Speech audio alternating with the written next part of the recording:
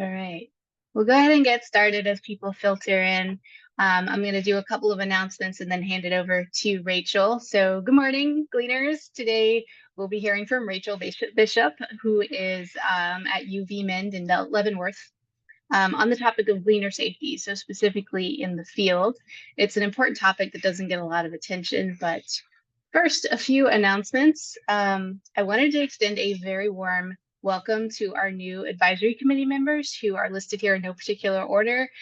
We got Ursula Thomas from Food is Free, Rachel Bishop, again from Community Harvest UVMend, Mackenzie McCall from Thurston County Food Bank, Stacy Chernich from Good Roots, Benji Astrachan from Farm Gleaning Program, WSU Extension, Isabel Diaz from Ballard Food Bank, and tag teaming Megan Moore and Mike Katada from Hope Link. So yay, it's going to be a really great team to help guide this network and do really great things for Gleaners in Washington State. And up next, sorry, just admitting people here. I don't have my moderator here today. Up next, be sure to sign up as HopeLink leads us on an end of summer produce glean, August 27th at Food Bank Farm in Snohomish. Yet another opportunity for one of those big gleans, the more the merrier. More details, and I'll drop the links here in the chat in a sec.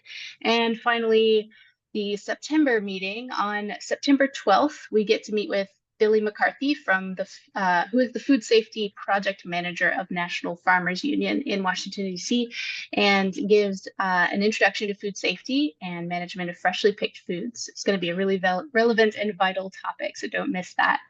And speaking of important topics, we have Rachel here today. I'd like to introduce anyone who doesn't know. She's amazing. Most of you probably know her. She's the Food Programs Manager at UVMend in Leavenworth and a member of the advisory committee. She's going to talk to us today about the new emergency response protocol for UVMend's gleaning program. After which, we'd love you all to chime in and discuss kind of how your organization prioritizes safety in the field. So I will go ahead and stop sharing my screen and give the floor to Rachel. I can figure out how to do that. Did I stop sharing my screen? Oh boy. Normally there's a little red button towards the top, Sarah. Red button at the top. And also I will replace you. Okay. Yeah, can you just do that? Because I'm not exactly sure how to do that. Yeah, I'm pretty sure I can. Yeah. Awesome. Perfect. Thank you. Okay. Hello, everybody. My name is Rachel Bishop, and as Sarah said, I'm the Food Programs Manager for Upper Valley Mend, and one of our food programs is our Gleaning program, and our Gleaning Coordinator, Renelle, is also on the call. So today I'm going to be talking about gleaning safety, and can you see the PowerPoint? Okay, great. And first of all, I would just like to say I am presenting this not as an expert, but as somebody who thinks it's an important topic. And also, we have been working to improve our sort of training on safety with gleaning, and also to just have all the information together. So I just recently created our gleaning safety document, which I'm more than happy to share with everybody. And we'll just do some highlighting of the different topics within that document today.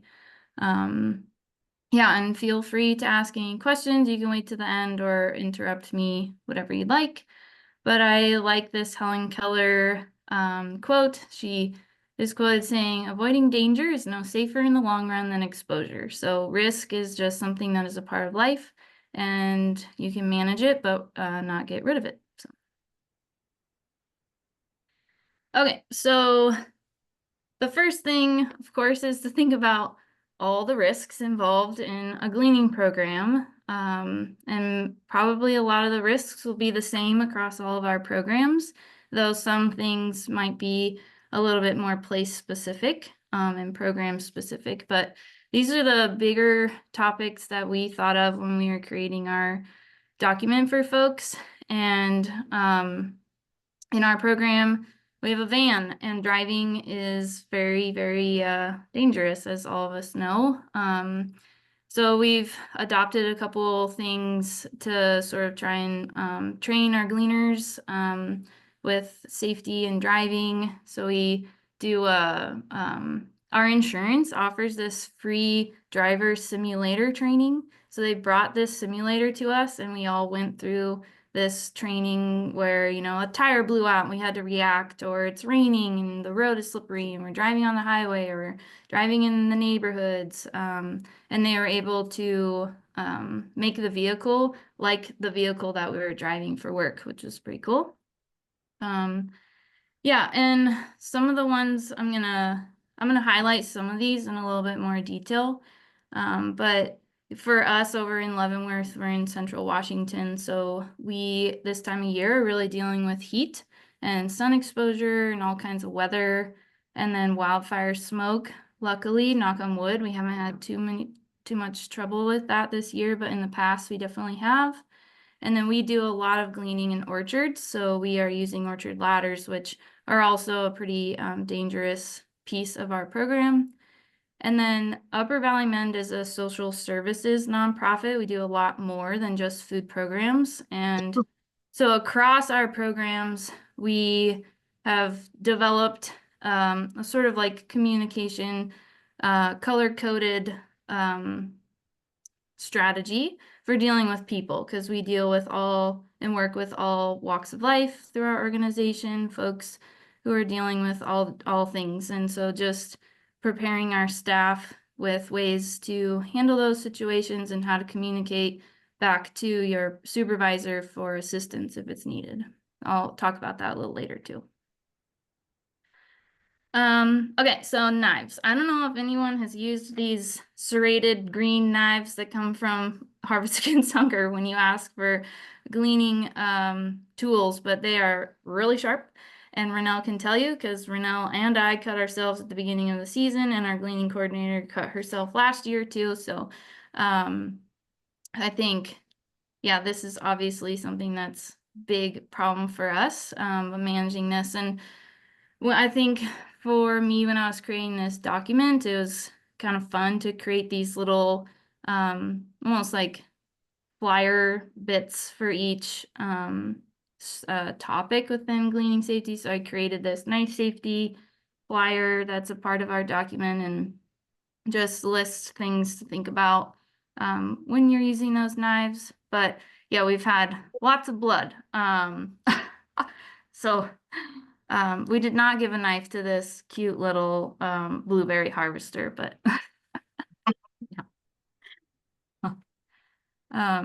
Okay, so yeah, the other main a dangerous piece for us are orchard ladders, and Olivia in this photo here is demonstrating great 3 points of contact on her ladder. But I'm also highlighting things that have been troublesome for our program. So, you know, we've had lots of blood with the knives, and then we have also had people, one person fall off of a ladder and dislocate their elbow. So I can't stress how dangerous these items are, and we try really hard to tell people they don't have to use them if they don't want to, but something that's a part of our every time that we're gleaning is a gleaning safety talk with the volunteers. So everyone listens and hears from our gleaning coordinator about the day and what are the riskier things that we're doing. So especially with the ladders, we're doing a demonstration on how to use the ladders. And once you're wearing those harvesting buckets, using a ladder is really awkward. It's like you have a big pregnant belly or something in front of you and you're trying to climb a ladder, you know, it's not easy.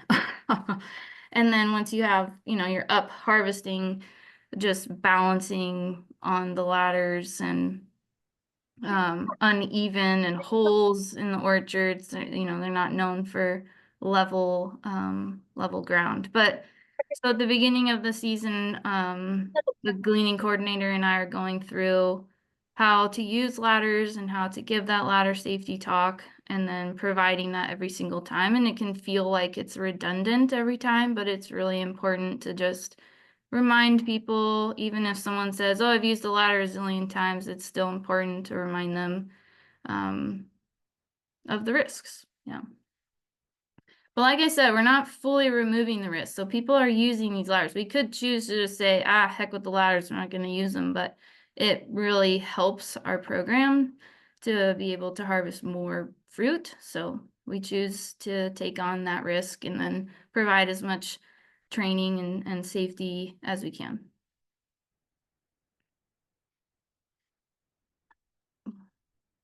I never understand why sometimes the arrows work and then other times. Okay, there we go. Okay, so really across the state, this is becoming more of an issue with gleaning smoke, wildfire smoke. And you know, over here on the east side of the state, there are quite a bit of fires and lots in Oregon too. So really, anytime the wind direction changed, we could be totally smothered in smoke. So we, a couple years ago, had to create a smoke policy for our gleaning program.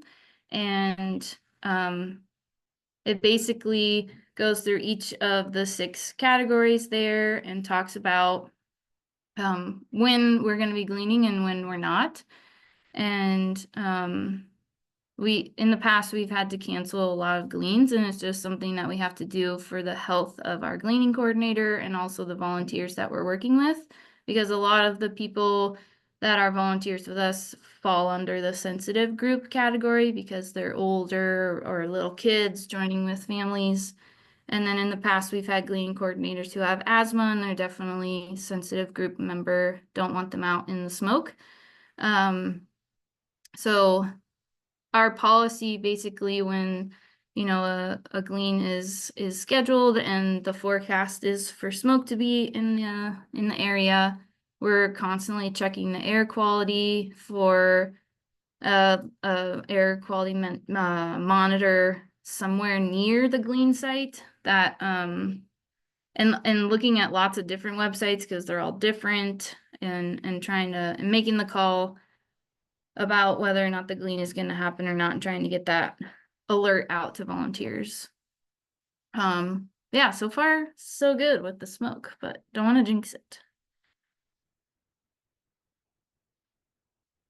Okay, so this is maybe the more unique part of our gleaning safety, just because, like I was saying before, we are a social services nonprofit. So we have a social worker on staff and a food pantry and work with all kinds of folks dealing with all kinds of things in their lives. So across all of our programs, we created a color-coded communication strategy for different situations you might find yourself in with people. And gleaning is out with lots of different people. You know, there's the landowners, there's the volunteers, and you know, you may not have met these people before you're heading out on a glean with them. So this is just a strategy for us so that staff can have a way to communicate back with their supervisor about what might be happening, and they can use a color instead of going into greater detail, kind of depending on where people are around them while they're trying to communicate with us. So this is just an example of what we created for the gleaning program specifically. So, you know, yellow is a situation where you're just kind of feeling uneasy about something that's going on, but you're not quite sure, but you don't fully feel like, you know, I don't know, like officers are going to be needed or anything, or greater help other than your supervisor. And, you know, an example of that we decided for our program is like a volunteer is choosing not to utilize equipment properly. So like they're using their ladder in a very dangerous way. And we're continuing to check in with them, and they're still not listening. And they're putting themselves at risk of injury and others. And then orange is slightly more escalated than that. So it's like an interaction with an individual who makes verbal harassment or unwelcome advances, raises their voice, makes inappropriate, you know, remarks to other people. And so this, we're starting to get more into like maybe we do need assistance from our social worker or from someone else who can figure out how to sort of calm this person down. And then red is like, this is a very unsafe situation. And this, luckily, we haven't really had a lot of this happen, and hopefully we won't, but this is when someone's getting aggressive and throwing things, pretending to push other people off ladders, or actually pushing other people off ladders. And this is when we're like dialing 911 to get assistance. But the problem with this communication strategy is that sometimes we are in locations gleaning where there is no cell phone service. And so it is impossible to call someone and communicate the color. And we do have some places where this is the case, where there isn't cell phone service. So that's the biggest topic of discussion for our program right now, is what to do when there is no cell phone service, in terms of safety. Even if it's like someone cut themselves with a knife and they're just like gushing blood and they, want to get help, or that person fell off the ladder and dislocated their elbow, and you're wanting to get an ambulance there and you can't dial 911. What are the options? And then this is something we're continuing to talk about. We haven't fully figured it out yet. But this is just some other things that we're considering. There's location sharing on cell phones. So maybe that's between the gleaning coordinator and the food programs manager, their supervisor. Some phones have emergency call services when you don't have service. We have had panic buttons with staff in the past, like with our social worker.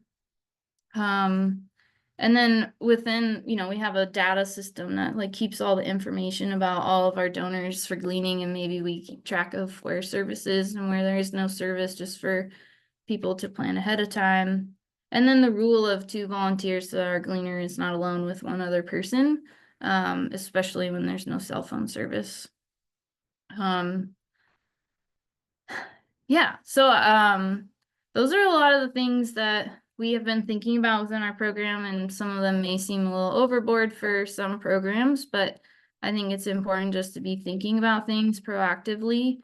And then some things you think about after you have something happen, and that's okay too. But yeah, and I was hoping to have most of the time to, just have discussion, because all of our programs are different. Just talk about things that other people have dealt with, other things that you all are thinking about within your programs. And yeah, wearing a cow suit and on a ladder is fun. So we did a Halloween glean, and that was my costume. Okay, so anywho, that is what I put together for today, and I can dive into some of those other,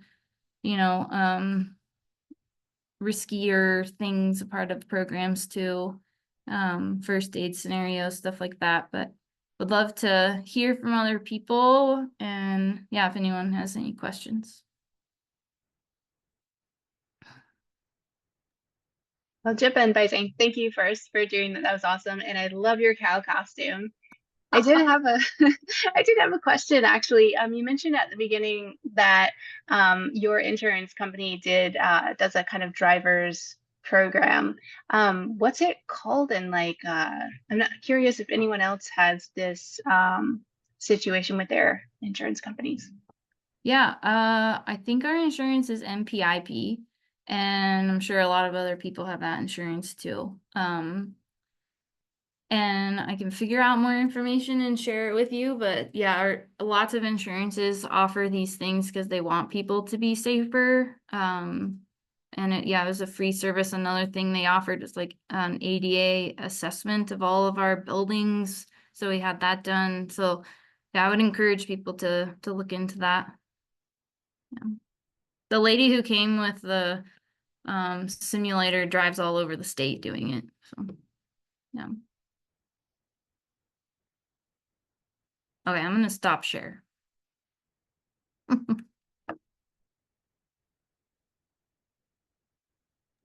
Hi, I think all of that is so amazing. Thank you so much for sharing, and I'm hoping you're going to share the resources with us too, so we can maybe use them. Yeah. Thank you. I don't know if you mentioned this or not, but something we're trying to work on is our emergency response protocol for someone when someone does get injured, and then making sure we know how to follow up with insurance. So I'm wondering, do you have anything like that? Yeah, so I can sort of just that's something that we're still working on too. So the very first and only injury we've had was when I first started this job.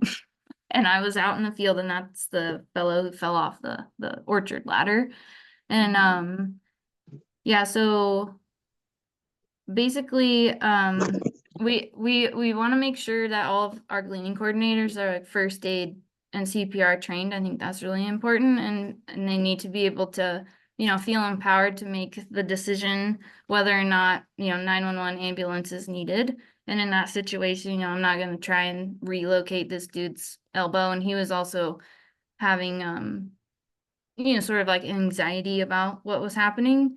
So, and at this place we had cell phone service, so we did call 911, and they responded. But the other important thing is to make sure whoever you know, my supervisor and other people at the office know, within the organization, know what's going on.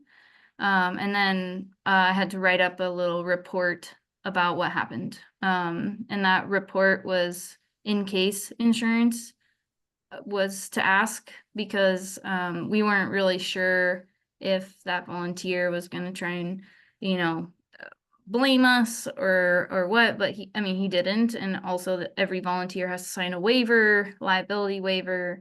So we didn't end up really needing to, you know, turn in that report for anything. But that's what our protocol is right now. The other sort of uncomfortable thing was like all the other volunteers who were around and seeing this person on the ground wrapped up in their ladder, you know.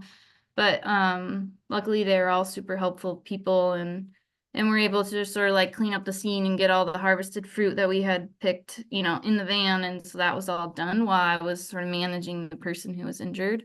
Yeah, and that situation actually ended up being a little bit more uncomfortable for me, because while I was one-on-one with him, he asked if he could put his hands in my hair to make him feel more comfortable. So that's like another situation with that yellow, orange, red, you know. But I already had 911 coming, and luckily the like ambulance pulled up right when he was asking those questions. But you just That's never know. wild. Yeah. Oh my gosh, yeah. Yeah. I Yeah, don't I know if that actually answers your question, but yeah, that's something that we're working more on. It's like, yeah.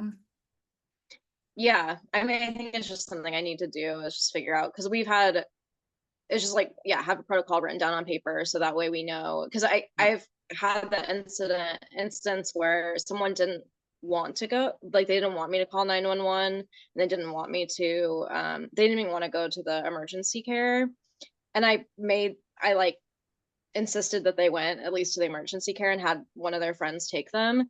But yeah, it was just like, yeah, I feel like we had something written out that was like, if you're volunteering here, this is the protocol. Because it makes me less uncomfortable about having to make that call in the moment for them, you know? Yes, yeah, it's definitely helpful when the organization makes those rules and you're just kind of following them, you know. Mhm. But I do. So my husband was a ski patroller, and you know they're constantly dealing with injuries and people denying assistance, and you know it's Mhm. kind of on that person if they just decided not to. But something that they have is the person signs saying I'm refusing care. So that could Mhm. be something that, you know, if a volunteer's like, nah, I got this, I'll take myself somewhere, Mhm. I'm fine, maybe they sign something Mhm. that you tried, you know. Yeah, that's a good idea. Yeah. Yeah. Mm. Thanks.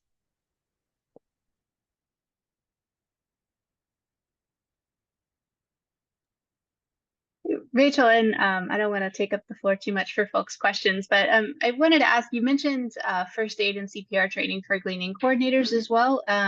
Curious about like what program do you use? Is this like a kind of government sponsored thing, or how does that work? Really curious to get a little more info there.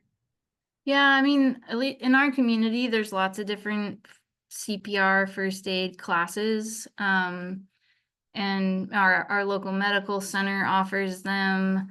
And so basically it's just kind of on the person when we hire them to make sure that they have that training and signing themselves up for it. And then, I think there's room for Upper Valley Men to help pay for that because it's a requirement of the job.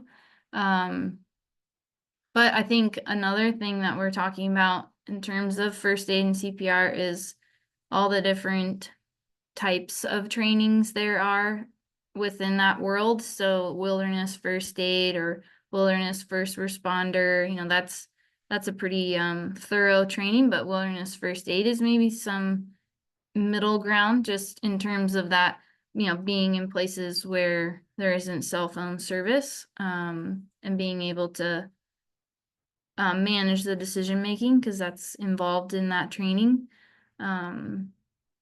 So that's something we're considering whether or not that should be a part of this position within our organization or not.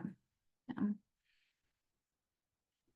Now, that's really fascinating. I'd be curious to know if anyone else in the room has some experience with that, if like any of their Glean coordinators, for example, do that kind of training or any of that. So I'll stop talking and open the floor up to everyone. Yeah, we do first aid training as part of the food bank. I don't know who does it though, but I'm pretty sure it's a free service that's offered to us, and they offer them like once or twice a year for everyone to get certified. But I could follow up and see what organization does that. Yeah, I'd love that name if you could get a chance.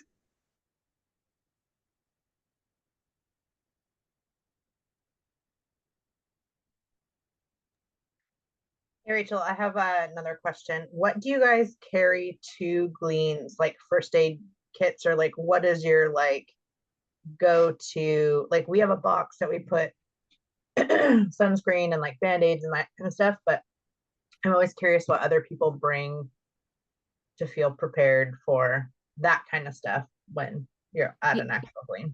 Yeah, I was just actually going to mention first aid kits because first it's important to check your first aid kits at the beginning of every season because when Renelle and I cut ourselves with the knives, we quickly realized we did not have enough gauze. But yeah, so our first aid kits are I would say they're pretty minimal just because of the training that our Gleaning coordinator and myself have in terms of responding to first aid scenarios. But yeah, so Renelle helped me remember, but there's lots of gauze, just thinking of bleeding, band-aids, we have ACE bandages in there for, if someone's needing to be wrapped up, triangle bandages. What else is in there, Renelle? I think you hit majority of everything, but yeah, I think having various bandage sizes was nice. And the ACE bandage, like you mentioned. Yeah. I know we created a list of what needs to be in our first aid kit, so I can look for that real quick. Great, yeah. I mean, as you know, I also run a farm. Yeah. So last year we like way upped our on farm like first aid with like a tourniquet kit and stuff, like in case something crazy happens. And I'm Yeah. like, how much of that do I need to also put into our first aid kit? I'm just, like, because like you said, like if you're stuck in the middle of nowhere, Yeah. like, what do you, I don't know. It's just really Yes. Hey, Faith. Oh my gosh, it's so good to hear from you. But yeah, so I have the first aid kit inventory and it says aspirin, large and small gauze, bandage, triangle bandage, gloves, CPR mask, alcohol wipes, sanitizer, ACE bandage, scissors for cutting gauze, and athletic tape. yeah, I mean, that sounds like a really good thing, yeah. Yeah, so no tourniquet, but I I think I have heard just sort of in the like general community that I'm a part of, people are starting to carry those in their cars, and you know, on like longer wilderness trips. So I don't think it would be totally crazy to just have one if you all have a van in your program, if it makes you feel more comfortable, as long as people know how to use them. Yeah, for sure. Awesome, thanks. Yeah.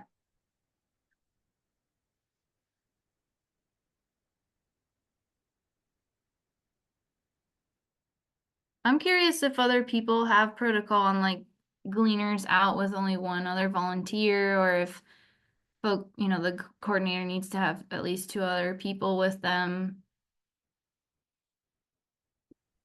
Our at Harvest Pierce County, our gleaning project, we have a buddy system. So there's always 2 people as harvest leaders, and then a minimum of like 1 volunteer. Cool.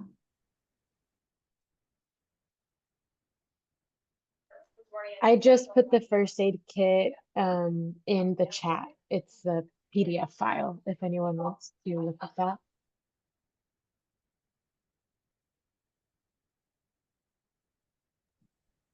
We just have our gleaning coordinator who is just a key volunteer because all of our stuff's volunteer ran. But on bigger gleans, I always try and make sure she has a buddy to help with whatever in case something goes wrong.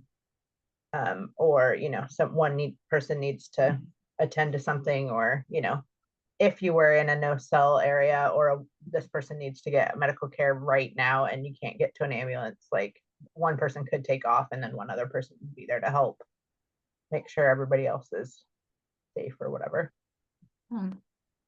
We're a lot closer though. All of our gleans are, I mean, pretty much in town. So we don't have to worry about the no cell phone very often. Yeah.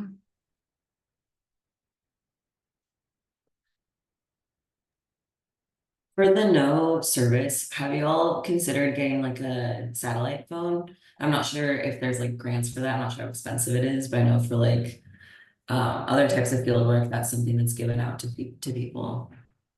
Yeah, I think that's a good idea. We haven't really looked into that much. There's often like a sort of monthly charge with those, but maybe we could just have them during the gleaning season activated. Just, you know, take on that cost as safety. But yeah, I think kind of goes along the lines of like that panic button kind of thing of just, you know, we need help now. Major emergency communication. Yeah. I have location sharing on my phone with my sister and mom, so I was just sort of imagining that just to see where little Renelle is in the valley, making sure, you know, we don't want Renelle in this one location more than 2 hours, and if Renelle is, then something might be going on. Yeah.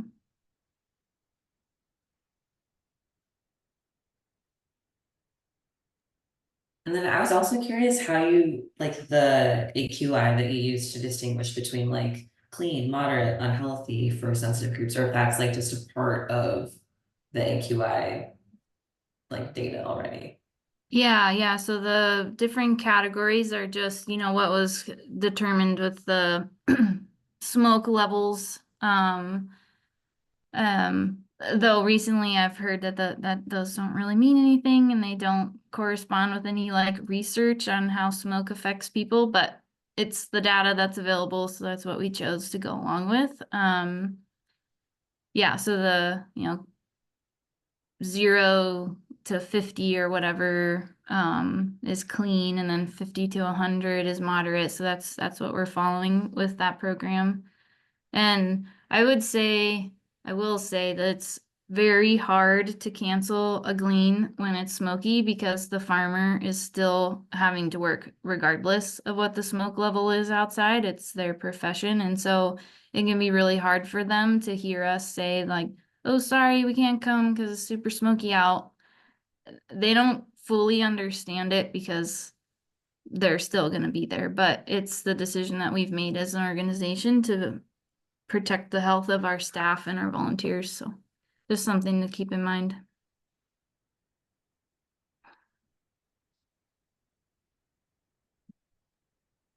There's a great question in the chat about asking if anyone has experience partnering with Red Cross. Apparently they have emergency prep backpacks that include first aid materials and probably other items as well. Anyone have experience with that?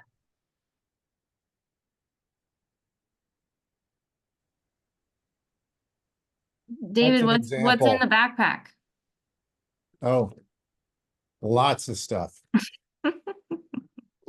I don't know if you guys want me to get totally into this, but it's like, you know, there are various bags. There's radio, lights, first aid kits. There's a lot of stuff. They may have a pared down. I mean, this is their full-on emergency prep kit. But they may have something that is a slightly pared down one that they would make available to nonprofits. So I just was remembering in terms of like first aid kits and including things like aspirin or Benadryl, Tylenol, you know, I think our insurance has certain rules with what we can give out to people, but you know, another part about being out in the field is that there are bees around and people could be Right. allergic to those, and just you know, our information that we send out to Gleaners does include like, hey, if you are allergic to something, you need to make sure that you have your medication with you to manage that allergy. But that's something that can, you know, be forgotten about in the midst of like orchard ladder safety and all these other things that we're trying to do to make sure we're reminding people about managing their own medication while they're with us. Or letting us know if they're allergic to something. That could be where we are. And over here we have rattlesnakes and other things. So just keeping that in mind too.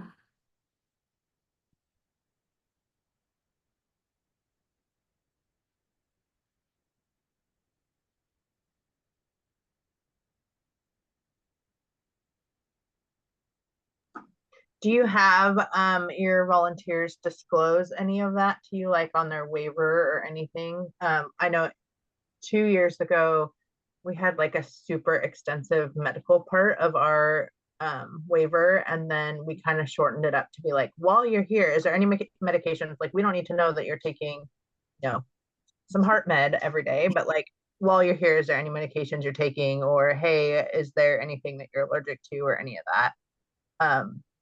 And I still would love to try and pare it down, but we're fighting with our insurance. Yeah, you know, Faith, that's a really good idea. We don't have that on our waiver. What we do have on our waiver is like an emergency contact. So, you know, that guy who fell off the orchard ladder, I was able to call his emergency contact and let them know he was just taken away in an ambulance. But that's a good idea to list allergens. And, you know, I think another thing is to just make sure you're looking at the waivers, because I think, yeah, everything's just going on real fast at a Glean and people sign the waiver and you just stick it in a binder and you may not ever look at it again. But if we're going to add that piece, become more important to check those things. Maybe it's something that we ask them when they become a volunteer, so it's in our computer, more accessible. Not sure. It's a good idea though.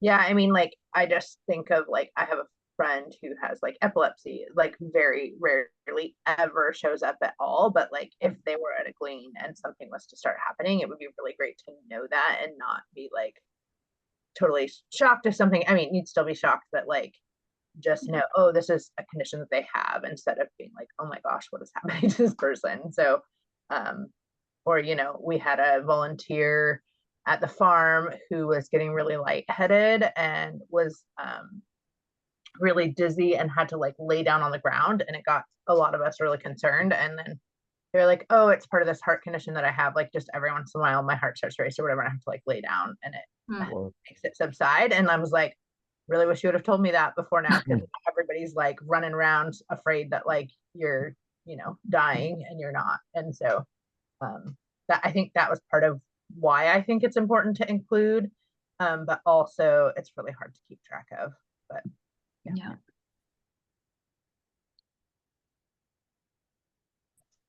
We have volunteers fill out like an application anytime they volunteer with the Thurston County Food Bank, and then on that application there is information about illnesses that they have and also emergency contact information. I don't have a great way to access that when out in the field because it's all digital. Mhm. So like part of the way there, but not all the way there. Yeah, I'm thinking it just has me thinking about like maybe printing off that information like when volunteers sign up for that day and just having that in like our gleaning binder when we go out to the field, so that way we can reference it if we need to. Yeah, that's what we do, Mackenzie. We print or have a copy of their filled out form, alphabetized in our gleaning binder in the van, so that wherever we're going, we have that information for them if they're there at the glean. Nice. Yeah. Yeah, on that note, I think Faith, like when we were at the Glean up in Bellingham, we did waivers like on site. And is that how you guys normally sort of do them? Because it does list that emergency contact. I think that's an interesting approach. yeah, we always do them on site and we keep them in that box that you saw. Like we have we bought a file box that keeps all of our first aid kit and paperwork and waivers that are unsigned and signed waivers. So I mean, really, and they have to be signed each year. So like if someone came to a blueberry glean, we typically just do berries and then like backyard orchards or trees. Sometimes there's only one tree. But so when someone comes for the first time, they sign that waiver, and then from then on, they're covered for that year. And so we just carry them in that box with us at all times. So, I mean, if somebody needed to reference somebody, they could. And so that's been really great. And it helps us because really with the blueberry gleans and stuff, we're just cleaning as much as we possibly can. And so if we don't really typically have anyone sign up for those, so we never really know how many people are coming. Some days 6 people show up, some days we've had 150 people show up. So we've learned how to scale in the moment to what size we need to go to, and so that's just worked really well for us to have the waivers just there on hand. So if we ever needed to reference them, we could.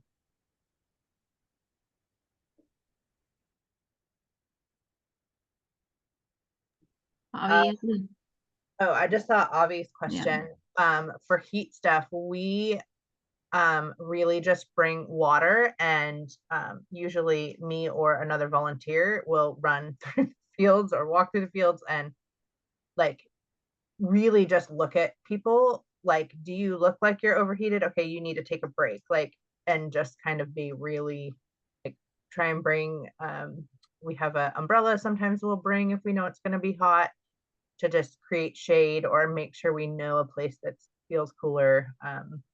And we'll just, I am always a lot more vigilant at the farm when I'm there and it's really hot. I will literally kick people out of the field. I'll be like, I don't care how much work has to get done, you're leaving today, you can come back tomorrow. Just because I'm like, it's more important to me that you're healthy. So that's what we do. Just providing lots of water. I'll bring a wheelbarrow out with water if I need to make people drink it. So Yeah, and for us, when it's forecasted to be like 110, we are not gleaning in the middle of the day. We are gleaning in the morning and then much later in the afternoon. So yeah, Avi, for us, it's just making sure we know what the forecasted temperature is for the different places.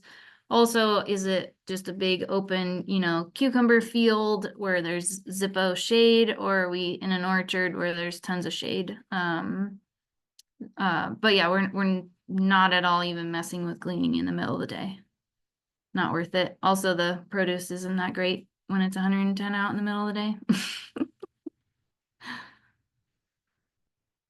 Well, it looks like we are at time. So thank you so much, Rachel, for sharing that. And thank you everyone for your questions and comments. This was such a great topic that really just doesn't get that much talked about that much. And I think it's really important. So thank you guys again. I'm going to be sending out the recording and any shared materials and such here shortly. If anyone has any last questions, feel free to go ahead and speak up. But otherwise, thank you guys so much for your time.